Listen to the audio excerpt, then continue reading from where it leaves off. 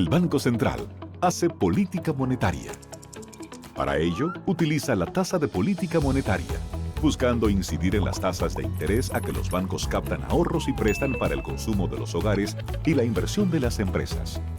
El objetivo de la política monetaria es mantener la inflación en torno a una meta definida por el Banco Central, logrando la estabilidad de precios y contribuyendo a crear las condiciones para un crecimiento económico sostenido. Banco Central de la República Dominicana, por la estabilidad y el crecimiento. En Idopril, velamos porque los derechos de seguridad laboral de los trabajadores sean respetados a través de la Ley 397-19, beneficiando así a más de 2 millones de empleados en el sector público y privado. Idopril, salud y seguridad laboral, responsabilidad de todos.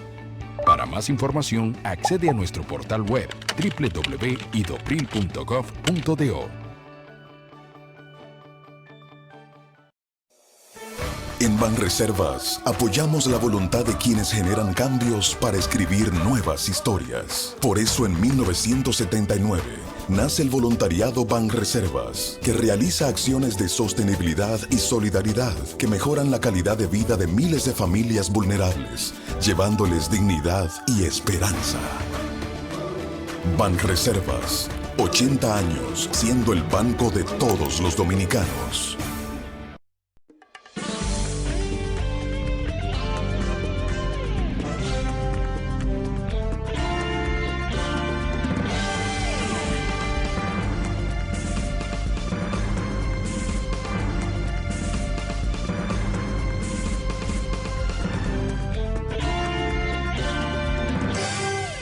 Muy buenas tardes, amables televidentes. Bienvenido a su cita diaria, crepuscular y nocturna en Teleimpacto, que es al final de la tarde, despidiendo el sol y comenzando la noche.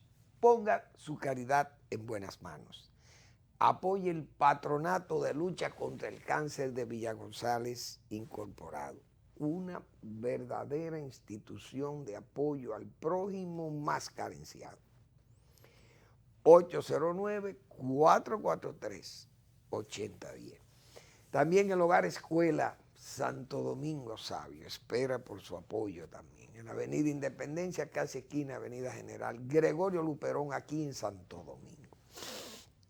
Bien, la semana pasada, el lunes para ser más preciso, comenzando la semana, 21, nosotros hicimos unos comentarios sobre Naciones Unidas y esas políticas de Naciones Unidas que son tan raras, políticas de género.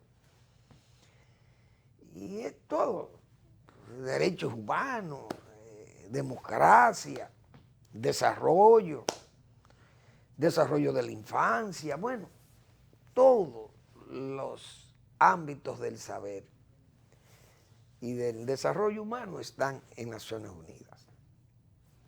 Así vemos informes del PNUD, informes de UNTAP, de UNICEF, qué sé yo, de todo el comercio, todo Naciones Unidas regula, hasta las drogas.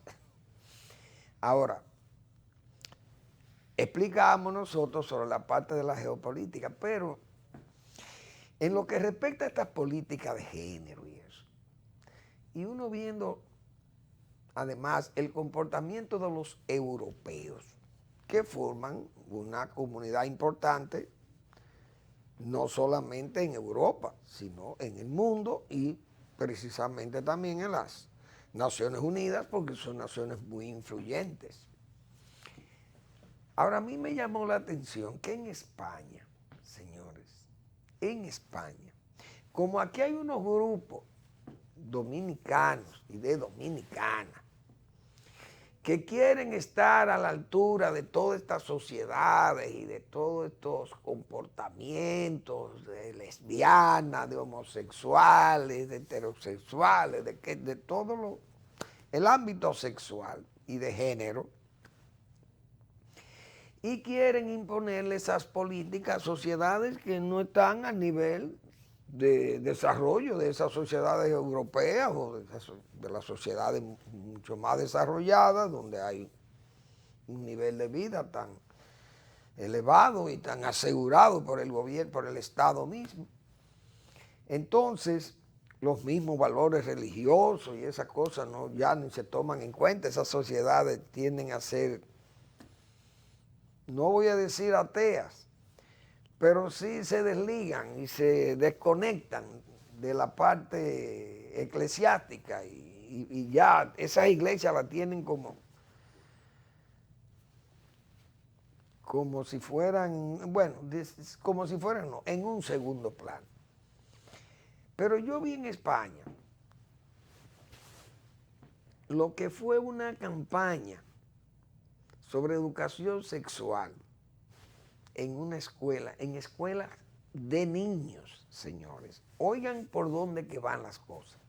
Entonces, esas son políticas que la han querido imponer estas instituciones, principalmente las Naciones Unidas, educación sexual a los niños. Pero oigan lo que decía la campaña. Apaga la tele, enciende tu clítoris. Eso es a las niñas. ¿Ustedes se imaginan un mensaje de ese tipo para la República Dominicana, sociedades como la nuestra? Apaga la tele, enciende tu clítoris. A niños, señores, a niños de 8, 7 años, 6, 9, 10 años. La retiraron la campaña. El Estado, el gobierno español tuvo que eliminar eso. Y fíjense que en España, yo recuerdo en tiempo de Zapatero, del señor Zapatero, Rodríguez Zapatero, el Congreso de los Diputados aprobó que una niña menor de edad, léase 14, 15 años, si salía embarazada y quería hacerse un aborto, no tenía ni siquiera que decírselo, participárselo a sus padres. Oigan por dónde que andaban las cosas. Esa es la Europa, esas son las culturas o las supracultura o supercultura o subcultura que nos quieren imponer a estas sociedades. Y así aquí hubo un grupo de esas mujeres lesbianas y de todo que querían imponer una educación sexual que yo recuerdo. La Fuerza Nacional Progresista le hizo una objeción serísima a libros de agencias que son pagadas por las agencias de desarrollo de esos países, de la Unión Europea y de los Estados Unidos. Entonces, una cosa de loco. Pero bien, bueno, yo quiero hacerle un comentario del sector agropecuario, del sector agrícola. Pero vi que el Banco Agrícola y Agricultura han patrocinado un acuerdo para comprar ajo de Constanza. Este es un tema que yo se lo dirijo a los productores. Pero yo he dicho lo siguiente, en Constanza el ajo, dicen que hay 300 productores, pero realmente productores importantes no deben haber más de 50 grandes productores más o menos medianos y productores importantes. El ajo es un cultivo que ha venido tomando una importancia en el país, ha venido tomando una importancia desde el punto de vista industrial y el consumo mismo fresco. Y ya la demanda de ajo es, diríamos, 6 veces lo que se produce nacionalmente. Por lo que yo vi, que el Banco y Agricultura han dicho que en Constanza se van a producir 30.000 quintales de ajo, pero el país consume 160 o 170 o 180.000 quintales de ajo. Repito, por las empresas, las industrias, las que preparan los sazones, las que preparan los embutidos y esas cosas, los alimentos, caldos, bueno. Entonces, me preocupa que ese cultivo va a tener la amenaza de nuevo del contrabando desde Haití. Cayó el contrabando en este último año, pienso yo que se han detenido los contrabandos porque al suspender las subastas de ajo con los niveles de precios que le establecían la Bolsa y el Ministerio de Agricultura, la Bolsa Agropecuaria, la Junta Agroempresarial, Agroempresarial y Agricultura, le establecían unos valores a las licencias de importación realmente prohibitivas, 105 pesos a una libra, imagínense ustedes. Entonces, la libra de ajo costaba 300 pesos, pero viene de China a 30 pesos, puesta aquí. En Haití, igual a 30 pesos en Haití. Entonces eso era un estímulo al contrabando. Al eliminar ese ajo de la bolsa y establecer los permisos por vía de agricultura, entonces parece que el atractivo del contrabando se cayó porque el ajo bajó a niveles muy considerables, el precio de la libra de ajo. Ahora vi que el gobierno, a través del Banco Agrícola y Agricultura, negociaron 30,000 quintales, que es lo que van a producir en Constanza. Entonces, esos 30,000 quintales se van a comprar a precios preferenciales. 105 pesos, 10,500 pesos un quintal. Otros comprarán a 15,000 pesos, creo, bajo para semilla. Entonces yo pensando, ese ajo va a estimular de nuevo. Va a estimular el contrabando de ajo. Aparte de que ese ajo va a tener que competir también con el que se importe, que es un ajo que se va a importar muy barato porque no se van a aplicar esos 105 pesos por libra que se le aplicaban en la bolsa. Entonces, hay como una contradicción. Y yo he dicho lo siguiente, señores. Si vamos a hacer un cambio, porque tenemos cambiando el modelo agropecuario 30 años y no arrancamos y no avanzamos.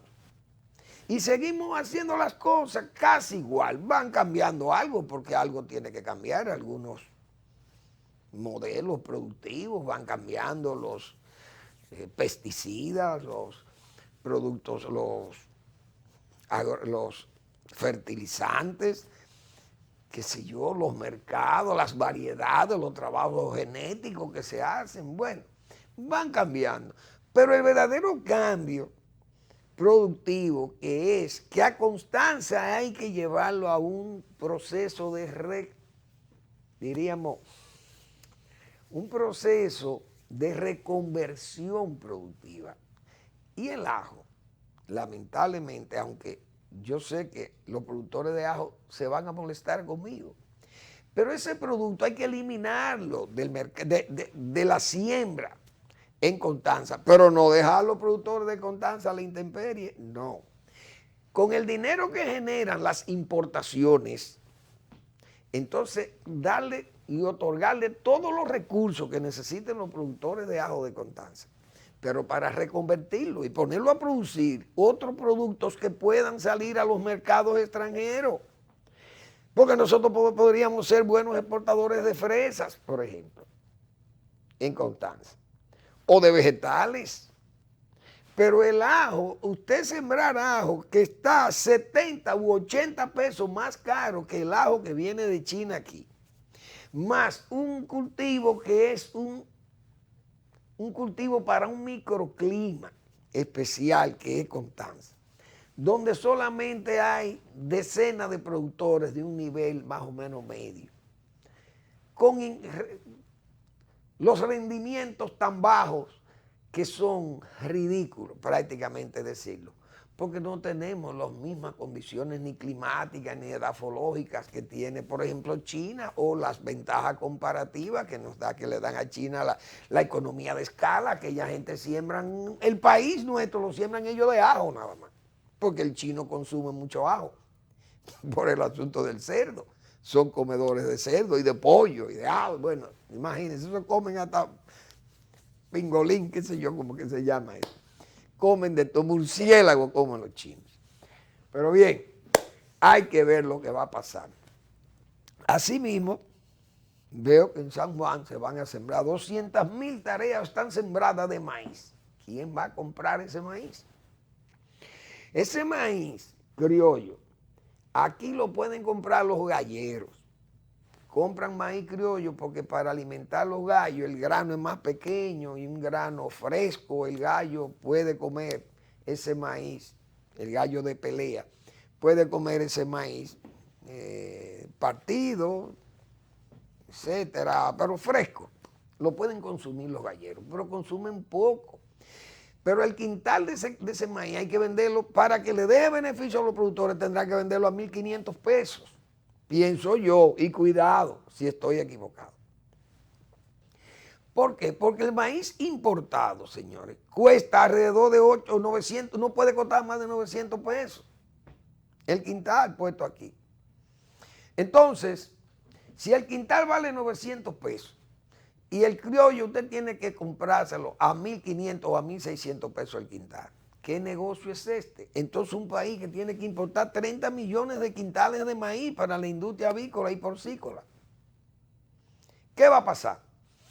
O sea, los galleros están parados porque las galleras están prácticamente trabajando en forma clandestina. Entonces yo creo que esas cosas, yo no sé cómo se estimulan esos programas, pero si se piensa en función de que quién es que va a consumir aquello.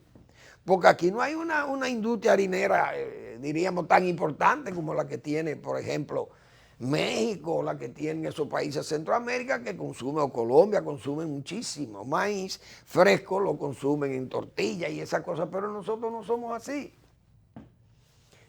Son de esas cosas como que uno no va a entender qué pasa, pero San Juan sigue lo mismo. Entonces uno sugiere, siembren 200,000 tareas de guandules. No, eso es un cultivo de patio. Pero resulta que hay una demanda de 1.500.000 cajas, de 24 latas cada una, la demanda de Estados Unidos por guandul dominicano. Pero no sembramos eso. Entonces vamos a sembrar un producto que se consigue en Estados Unidos por la cantidad, el volumen que nosotros importamos, de 30 millones por lo menos o más de quintales de maíz. Ese volumen no lo podemos producir localmente, ni podemos producir localmente un maíz para competir con el precio de ese. ¿Por qué? Porque está prácticamente a la mitad del precio, saldría del maíz dominicano. ¿Por qué? Porque aquella gente tiene rendimiento de 14, 15, 16 quintales o más, o 20 quintales por tarea. Cuando nosotros tal vez podamos llegar a 5 o a 6 quintales. Imagínense ustedes las dificultades de competitividad para los productores. Pero bueno, esas son algunas inquietudes que uno tiene, que las tengo porque soy un técnico del sector. Probablemente esté equivocado también y me corrijan los que tienen más conocimiento que yo. Bueno, hay que decir lo siguiente. El gobierno se ha ganado algunas notas negativas, positivas algunas, pero negativas también, sin necesidad, porque nosotros hemos dicho, es la bisoñez y la falta de consulta.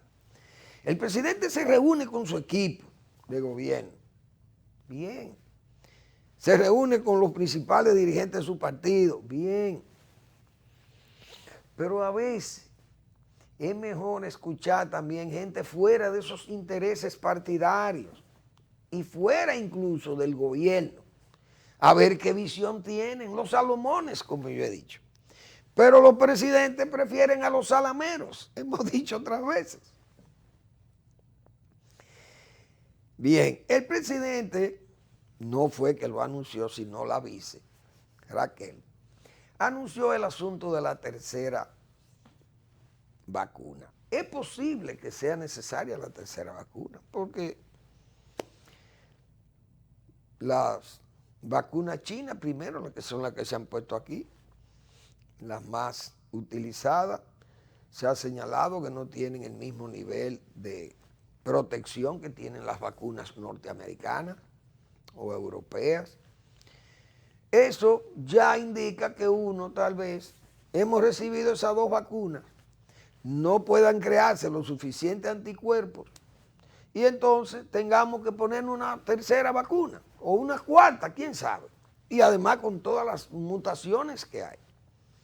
Pero que esas cosas, todo el mundo ha estado de acuerdo que no se pueden festinar, no se pueden hacer de la noche a la mañana sin estudios, sin conocimiento de nada. Todavía no sabemos, si, por ejemplo, a mí me pusieron esas 2 vacunas, pero yo no sé cuál es mi nivel de protección que yo tengo, porque si dijeron que es 52 o un 50%, y entonces uno queda en ese limbo, pero ¿cuál es mi nivel de defensa? No lo sé tampoco, porque no hay un estudio de los vacunados a ver cuáles son los niveles que tienen de su sistema inmunológico contra este virus. Entonces que era mejor esperar un tiempo y que se siguiera vacunando, que era mejor que siguieran vacunando. Y yo sigo creyendo que es mejor que sigan vacunando. Sí, las cifras que nos dan de que los enfermos, la mayoría de los enfermos que llegan a los hospitales y la mayoría de los enfermos que llegan a niveles críticos son los no vacunados o los que llevan una sola vacuna nada más. Entonces, es muy lógico entender que es mejor seguir vacunando con 1 o 2 dosis, que son las que están hasta ahora aprobadas y se han usado, y no ponerse a inventar con algo que todavía ni siquiera los países más desarrollados, los científicos más preparados, no dicen nada. Incluso las alertas no las dan médicos, que son los médicos de mejor nivel que hay en República Dominicana, son los que nos señalan esas cosas. Es decir, si tenemos que ponerle una 4ª, no la ponemos, pero parece que ha sido tal vez una metedura de pata, o es una sugerencia quizás de los propios suplidores de la vacuna, que hacen una sugerencia al gobierno como previsión de que sus recomendaciones iniciales o sus vacunas, en este caso el caso chino, China no esté tan segura o no está confiada en que nos vendió a nosotros una vacuna segura, o por lo menos segura en un 50%. Y entonces, como dicen, para prever catástrofe o que nos venga una debacle creyéndonos falsos protegidos, y entonces se quieran curar en salud.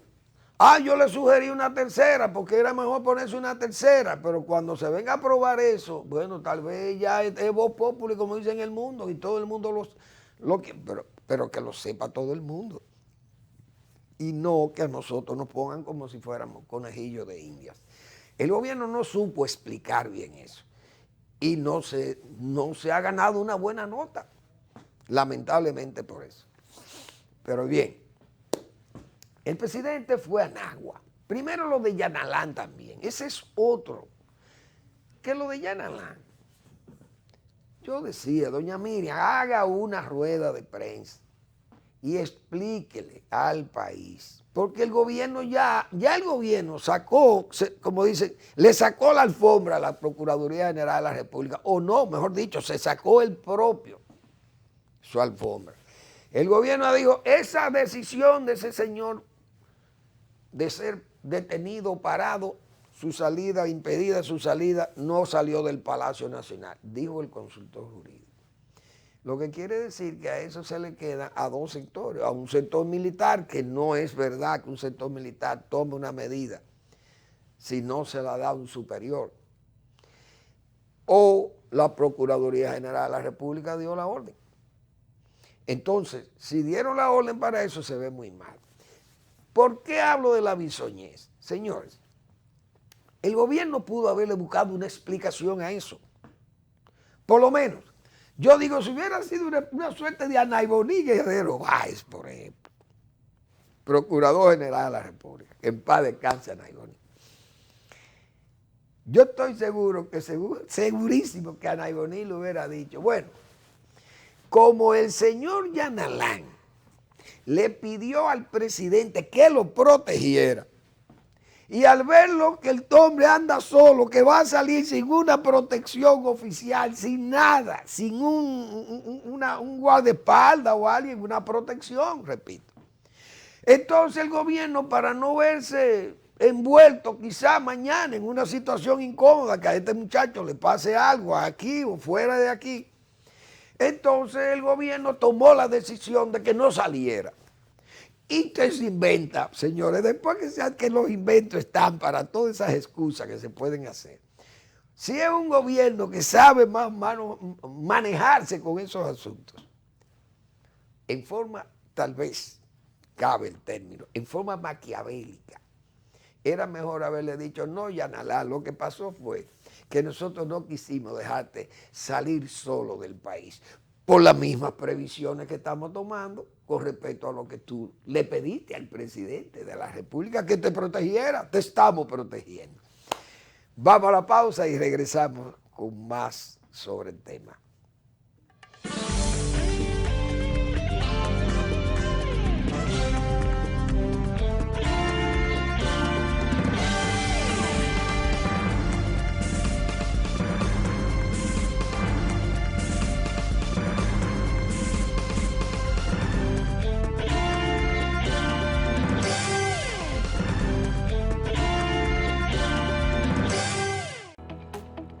El Banco Central hace política monetaria. Para ello, utiliza la tasa de política monetaria, buscando incidir en las tasas de interés a que los bancos captan ahorros y prestan para el consumo de los hogares y la inversión de las empresas. El objetivo de la política monetaria es mantener la inflación en torno a una meta definida por el Banco Central, logrando la estabilidad de precios y contribuyendo a crear las condiciones para un crecimiento económico sostenido. Banco Central de la República Dominicana, por la estabilidad y el crecimiento. 80 años de historia de superación y éxitos de nuestro banco determina que en esta etapa también estamos contigo, para que juntos pasemos la página y podamos escribir un nuevo capítulo lleno de fe y confianza en el futuro. Porque solo con tu voluntad ponemos punto y final a la historia del COVID. Vacúnate. Banreservas, el banco de todos los dominicanos.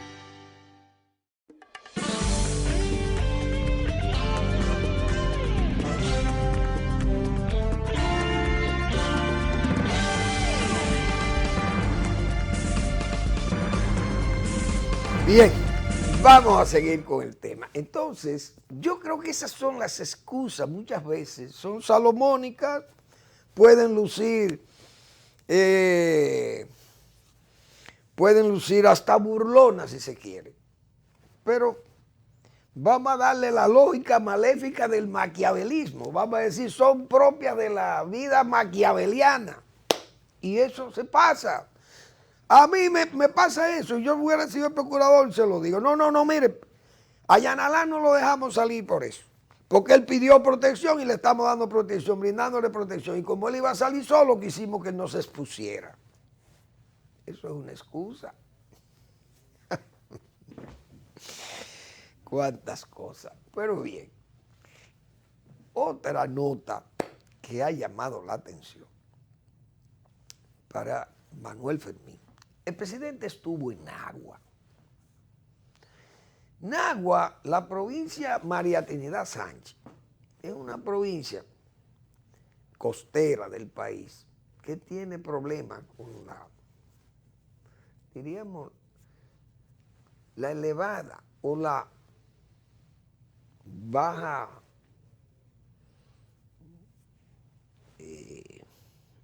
inclinación que tiene con respecto al mar. La provincia, diríamos, mejor dicho, el municipio tiene un nivel de decantación muy bajo. El Gran Estero,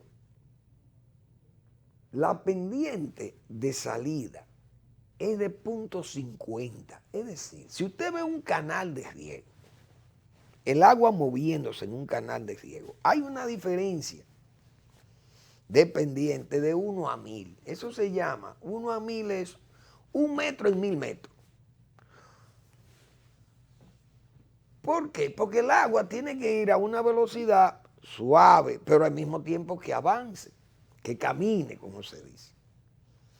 Nagua tiene un nivel de pendiente sumamente bajo, .50, ni siquiera es un 1 a 1000, sino vamos a decir un .50 a 1000. El agua prácticamente está detenida en un tiempo. ¿Cuándo sale? Cuando la marea baja entonces el agua tiende a salir del gran estero y esa agua se va al mar. Cuando la marea sube, hay que cerrar, como se dice, habría que evitar que el agua vuelva, porque ese flujo entonces volvería el mismo flujo.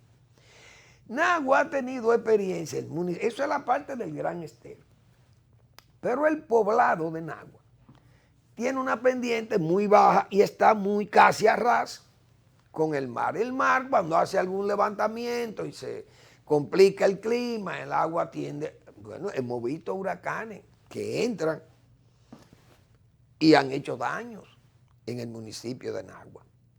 Entonces Nagua, más que un malecón, lo que Nagua tal vez necesitare fuere un rompeolas o una cosa de esa, pero bien, eso es viendo lo que pasó aquella vez en los años 40 y algo, creo que hubo un terremoto y entonces eso pudo afectar a... Pero eso no le pasa a muchísimas ciudades del mundo, New Orleans, le pasa a Miami, en Asia, en muchísimas ciudades del mundo tienen esos problemas por la baja pendiente que hay con respecto al mar o la altura sobre el nivel del mar. Entonces, el presidente ha estado en Nagua y va a un viaje productivo. ¿Qué le entrega el presidente? Le anuncia, bueno, primero entrega un play de softball, anuncia que se va a hacer un vertedero de basura, eso es una obra importante, el vertedero excelente, cosa que nos alegramos que el presidente, porque eso es una preocupación a nivel nacional, con toda la provincia y todos los pueblos, porque la basura no tiene depósito científico en ningún lado aquí, algunos se están manejando con ciertos criterios técnicos, los depósitos de basura urbanas. Y eso es una obra necesaria para el municipio de Nagua. Ahora, que el presidente ordene un malecón y que se lo adjudiquen a una empresa que usted no sabe quién es.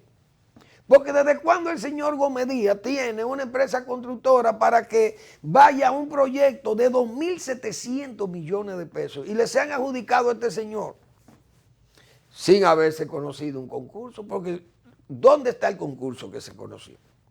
Se anunció ese concurso que ganó la empresa de ese señor y que ganó ese concurso por 2.700 millones de pesos para hacer una obra que se llama Malecón de Nagua, con una avenida, con 4 carriles y todo aquello. Señores, nosotros hemos hablado primero de la austeridad, segundo del buen gasto, de la calidad del gasto público y tercero de la planificación y la prioridad de la obra pública. Entonces, para esa obra anunciada, yo pienso que no se ha contado con esas 3, por lo menos, características clave para una obra de esa magnitud. No se ha cumplido con ninguna de las 3. Porque vamos a partir de que, bueno, la entregamos de grado a grado. Esa obra es un acto fatal para el gobierno que exhibe independencia del poder o por lo menos no intervención, porque no hay independencia total, porque el que nombra es el presidente puede quitar a la Procuradora General de la República, pero diríamos que no hay intervención directa, porque yo sigo creyendo en la querella esa de participación ciudadana. Para mí es el gobierno que no quiere que se conozca contra Danilo Medina, y ya las razones, pues, obviamente que le hemos explicado aquí ampliamente. Ahora, dudoso que se haya hecho un concurso sin que nadie lo supiera, que lo ganara una empresa que ni el nombre se lo sabemos, simple y llanamente la empresa de Gómez Díaz. Pero Gómez Díaz, ese señor lo conocemos como un gran empresario del área de medios de comunicación, pero no sabíamos que era contratista de obras del Estado, un constructor, y que iba a competir en igual condiciones que las demás constructoras del país, con la experiencia, la calidad de sus trabajos, etcétera, etcétera. Pero le adjudicaron los 2.700 millones de pesos de la obra. ¡Ay, que eso no va a subir más un peso! No. Uno sabe cómo son. La ley incluso dice que se puede subir 25% en los adendum. Ustedes verán en cuánto termina ese malecón, en 5,000 millones de pesos mañana. Ojalá eso no pase, pero esa es la costumbre que tenemos. Pero eso no es todavía lo que yo quiero explicar. Señores, el orden de prioridades en la situación que está el país, de crisis, el gobierno sin cuarto, de crisis también, con un déficit que tiene alto, con un problema de crisis sanitaria y con un problema de que la economía tiene que restablecer su fortaleza. Entonces, ¿cómo es posible que el presidente vaya? Imagínense ustedes, entregar un play de softball. ¿Pero qué prioridad tiene aquello? Pero bien, vamos a decir que tal vez no lo hizo el gobierno o el gobierno ayudó para que se hiciera. Bueno, ok. Pero ustedes saben lo que es 2.700 millones en una obra que embellece. Bien, embellece a Nagua. Y atrae tal vez el interés de extranjeros para ir a Nagua. Bien. Ahora, ¿qué era más prioritario? ¿Hacer la presa de Boba, pongo yo de ejemplo, o hacer el malecón de Nagua? Porque los pueblos tienen también, a los pueblos hay que, después, los pueblos piden cualquier cosa adelante, como dice, arréglenos la calle. Bien, se le arregla la calle. Y después hacen una huelga para que le pongan el alcantarillado. Y entonces, pero hay que picar toda la calle de nuevo y entonces hacer el alcantarillado, porque si no hay que matar a 10 o 15 gente allí haciéndole huelga y quemando gomas para hacer el alcantarillado. Pero señores, entonces, ¿qué vamos a hacer primero? ¿El alcantarillado o pavimentar la calle? Entonces, hay que hacer el alcantarillado primero. Pero ese no es el caso que ha pasado allí. ¿Qué es lo que pasa? La presa de Boba, señores. Porque son las prioridades. En Nagua, o en la provincia de María Trinidad Sánchez, se han hecho varias obras importantes, prioritarias. Una, la compuerta contra marea, eso que yo estaba diciendo, del flujo y reflujo del agua, de la marea baja a la marea alta, y el drenaje de una de las zonas más productivas del país, que es el Gran Estero, o el Bajo Yuna, gracias a la visión, al trabajo y a las prioridades y a la planificación que le daba Balaguer a ese tipo de obras. Y yo recuerdo que nosotros fuimos con Balaguer en el año 1989, o finales del 88, o comienzo del 89. Fuimos a inaugurar la compuerta Contramarea, una obra extraordinaria, precisamente para ayudar a drenar los terrenos de Nagua y que Rincón Molenillo y el aguacate y el pozo se pueda sembrar arroz. Hoy es muy bonito hoy entregar eso y ver los productos que se sacan de ahí y vamos a las cejas, sí, las cejas sembradas de arroz, pero antes a las cejas no se podía entrar porque los tractoristas se hundían hasta las cejas, por eso fue que le llamaron las cejas. Pero había que drenar a Nagua para que Nagua tuviera algún futuro. Y se drenó a Nagua, se ayudó a drenar a Nagua. Y después, bueno, pero primero se hizo una buena carretera a Nagua para poder conectarlo con el norte y todo aquello y Samaná. Entonces las cosas tienen que ir en prioridad. ¿Por qué la presa de Boba? Señor, en Nagua se instaló una presa en el 2006, se inauguró. Gracias en el gobierno de Leonel Fernández. Se estableció allí una prioridad. Señores, vamos a generar 800 kilos, 8 megavatios, pero son 800 kilos. La presa Boba, una pequeña presa, se mueve con el agua del río Boba, y produce eso. 2006, bien. Danilo Medina, de demagogo y de falso, dijo que tenía los planos, los estudios terminados y los planos para hacer la presa de Boba. Es decir, una presa grande, ya la presa mayor, que sería hacer una presa de gran calado, que produce unos 25 megavatios, 25,000 kilos, para darle energía no solamente a Nagua, sino a San Francisco de Macorís. Pero ¿y el agua de San Francisco de Macorís? Macorís es una provincia muy grande, además con un distrito central, el municipio cabecera, hemos dicho, con más de 200, casi 300,000 habitantes. ¿Qué pasa? El agua que consume San Francisco de Macorís, Tenares y creo que Salcedo también, o Villa Tapia, viene de la presa de Rincón, pero la presa de Rincón tiene. Nosotros fuimos ahí con Balaguer en abril del 78. Abril del año 1978 se entregó la presa de Rincón. Es decir, 43 años tiene esa presa que se construyó y se instaló y se entregó a las comunidades.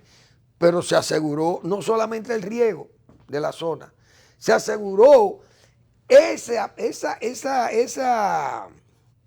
distribución de agua potable a San Francisco de Macorís y a esos pueblos del Nordeste. Pero han crecido. Entonces, la presa de Boba, si se hace la presa de Boba allá en Boba, en ese río importante que desemboca allá en Nagua, entonces se beneficia a Nagua, se beneficia a San Francisco de Macorís y se beneficia a la zona por el control ¿cómo se llama esto? El control de las inundaciones. Ahí con esa presa que se instaló allá, con la pequeña presa de Boba que produce los 800 kilovatios, 850 kilovatios, se energizó los Jengibres, las Gordas, y una serie de comunidades de la provincia de María Trinidad Sánchez fueron electrificadas gracias a esa pequeña presa. Ahora, ¿usted cree que una avenida de circunvalación va a resolver ese problema de Nagua? Vamos a la pausa y regresamos.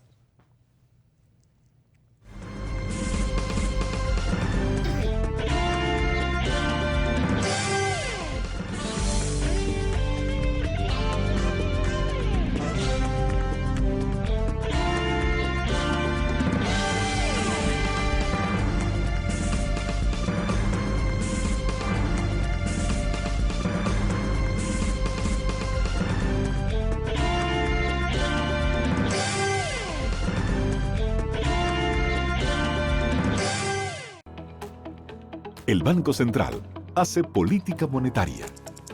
Para ello, utiliza la tasa de política monetaria, buscando incidir en las tasas de interés a que los bancos captan ahorros y prestan para el consumo de los hogares y la inversión de las empresas.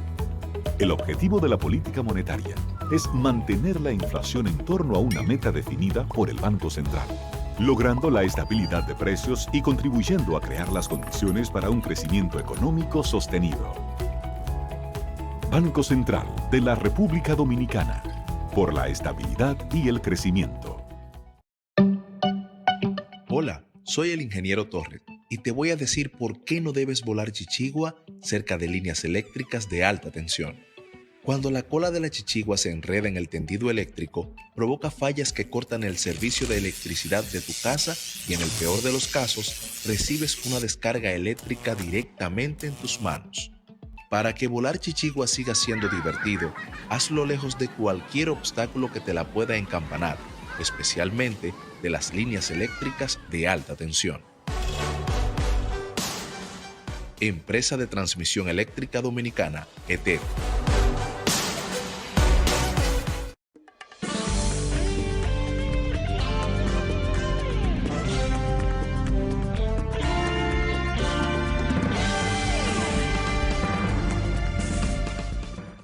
Esa es una joya viva de la naturaleza que está en venta. 112 hectáreas en el municipio de San José de las Matas.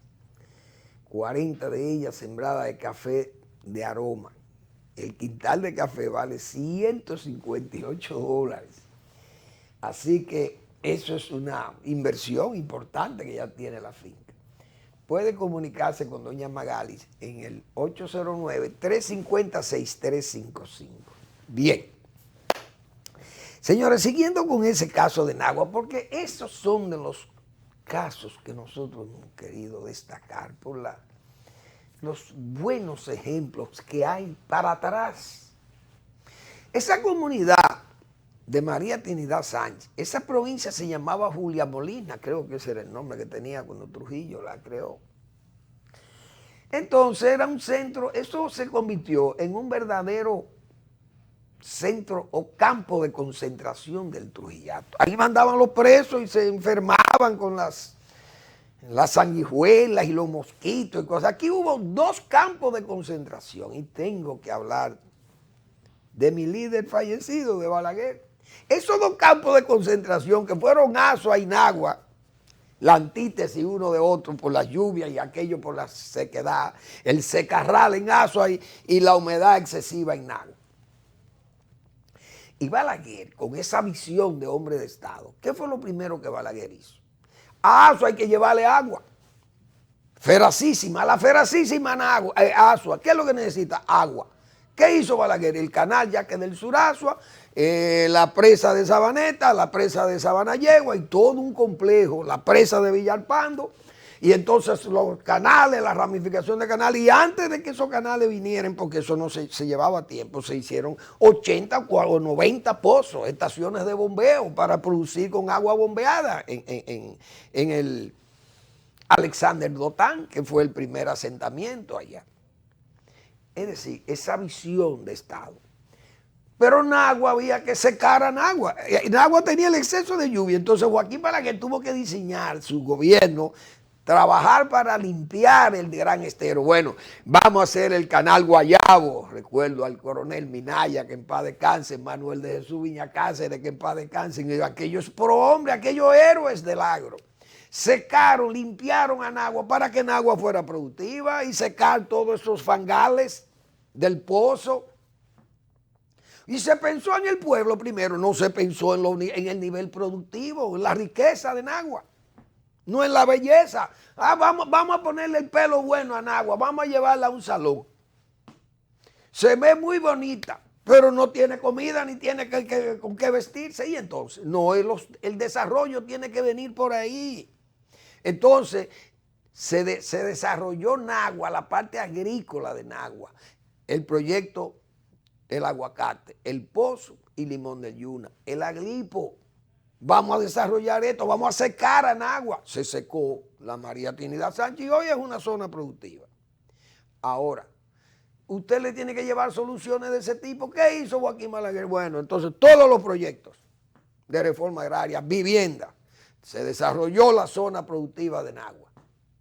Y fuimos, recuerdo que fuimos con Balaguer también, además de esa compuerta contra marea importantísima.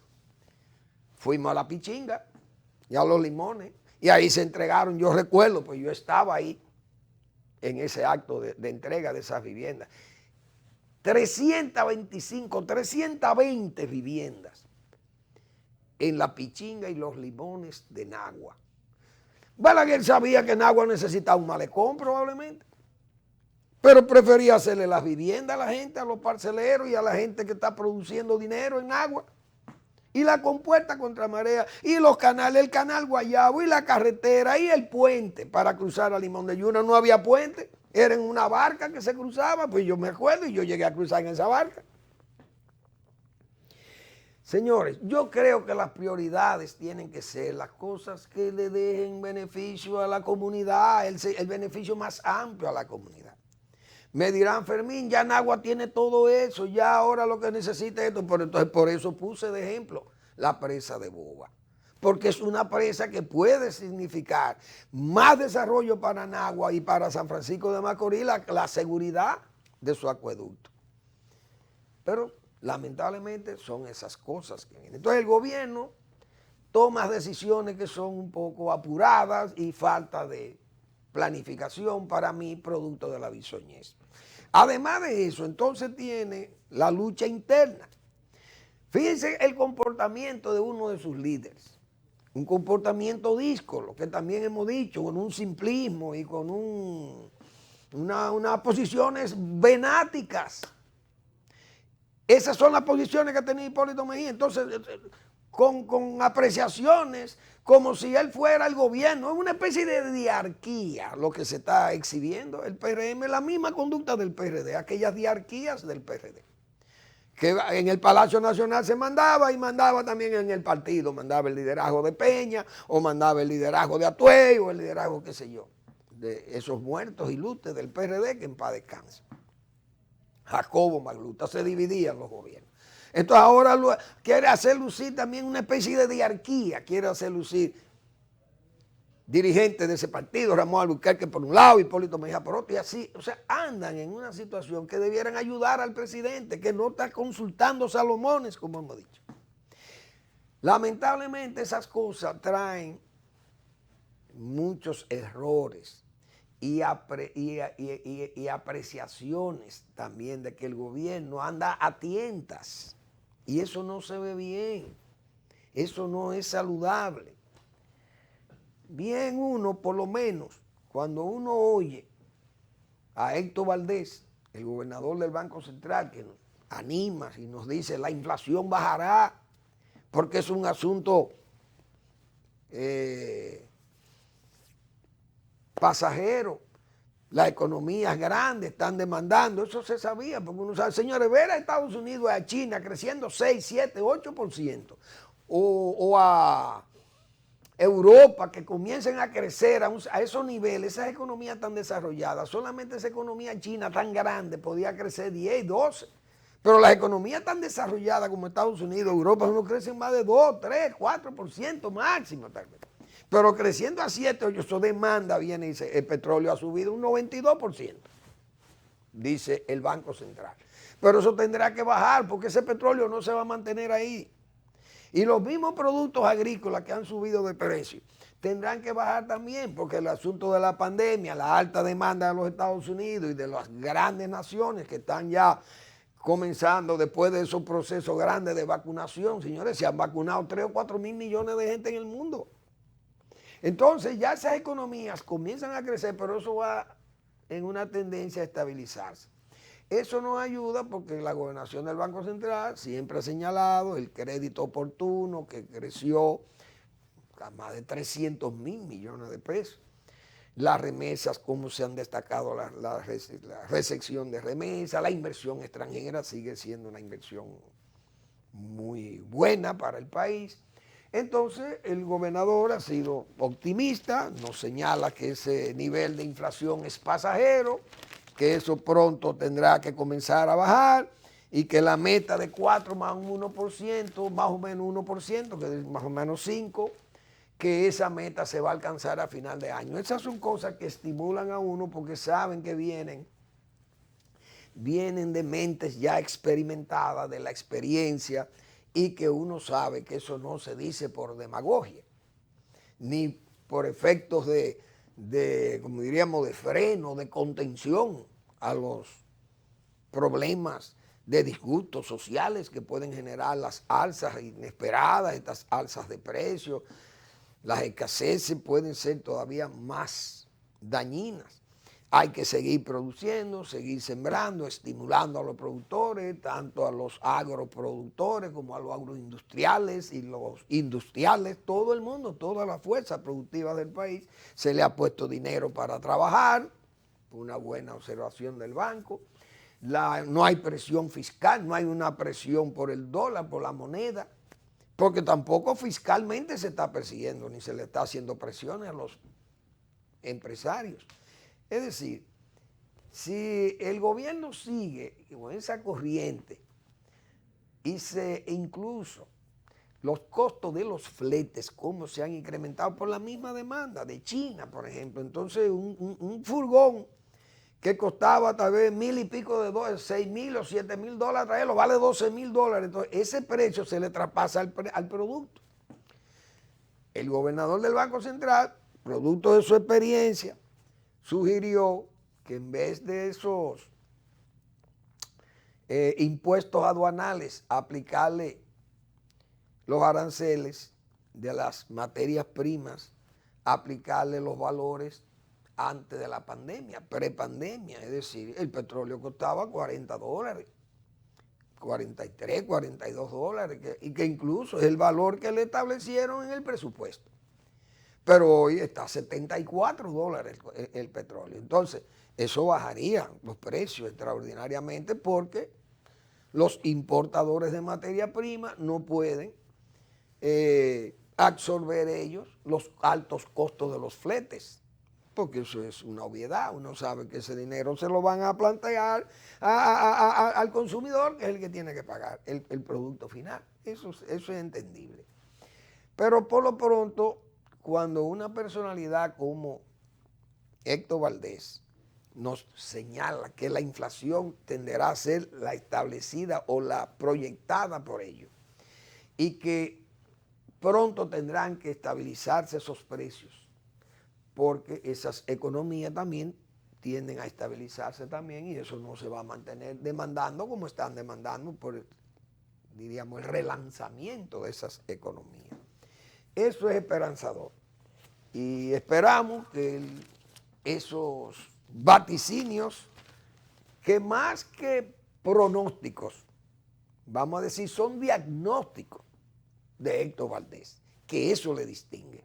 Mientras otros hacen pronósticos, Valdés, que es un experimentado, el funcionario más experimentado del gobierno, y probablemente, y sin probablemente el mejor valorado, entiendo yo, más que pronósticos, son diagnósticos. Señores, gracias por preferirnos. Nos vemos mañana en otra entrega de Al Final de la Tarde, despidiendo el sol y comenzando la noche.